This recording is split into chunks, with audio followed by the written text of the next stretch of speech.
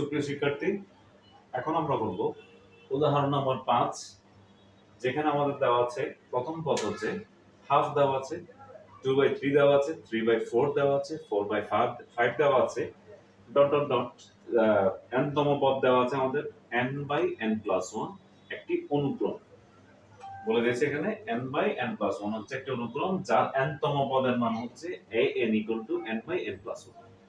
তাহলে এবার আসি, যেহেতু আমাদের n তম পদের মান বলে দিয়েছে, দেখেন n তম পদের মান বলে দিয়েছে যে n তম পদ পর্যন্ত গেলে আমাদের এইভাবেই আসবে পর্যায়ক্রমে। তাহলে n তম পদের মান যেহেতু n/n+1, তাহলে n এর মান 1 হলে 1 n যদি আমরা 1 বসে, দেখেন n = 1 হলে তাহলে আমাদের কি হয়, 1 হলে 1 1 + 1, তাহলে আমাদের আসে হাফ। তাহলে প্রথম পদটা কত আসলো, হাফ আসলো বা 1/2 আসলো। ঠিক আছে, n এর মান যদি আমরা 2 বসাই, 2 হলে তাহলে কত হয়, 2/2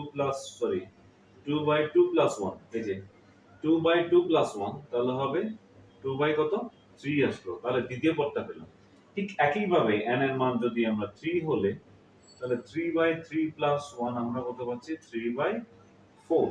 তাহলে আমাদের কত কোন পদটা আসলো, তৃতীয় পদটা আসলো। ঠিক একই ভাবে n = যদি আমরা 4 বসাই, তাহলে হবে 4/4 + 1 = হবে 4/5, আমাদের চতুর্থ পদটা।